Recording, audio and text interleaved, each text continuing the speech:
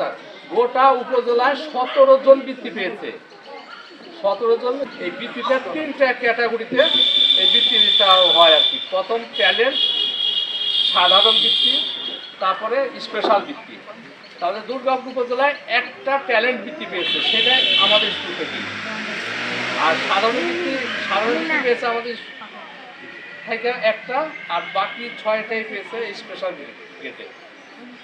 এবং দুর্গাপুরে যে 17টার মধ্যে 8টাই স্থান অধিকার করছে আমাদের স্কুল, এটাও আমরা আর কি এটা ভালো একটা দিক আমরা মনে করছি, এটা বড় সফলতা।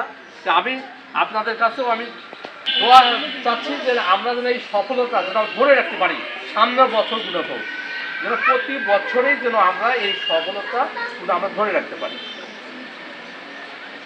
এই জন্য আপনারা যারা ভর্তি করাইছেন বাচ্চাদের, আপনারাও মানে কেয়ার নেবেন, যেন শুধু আমাদের উপরই সম্পূর্ণ ছায়া দিবেন না। আমরাও তো চেষ্টা করছি, আমরাও চেষ্টা। ইনি অবশ্য ইনিও বৃত্তি পাইছে গতকালকে। আমি যেটা বলতে চাচ্ছিলাম যে আমাদের যে সফলতা, যে একটা সুনাম যেটা দুর্গাপুরে ছড়াইছে, যে দুর্গাপুরে আলহাজ মোগল স্কুল থেকে বৃত্তি পাচ্ছে, হয়তো ভালো পড়াশোনা হচ্ছে, এটা শুনেই আপনারা ভর্তি করাইছেন। এটা যেন আমরা ধরে রাখতে পারি, এদিকে আপনারা আমাদেরকে সহযোগিতা করবেন।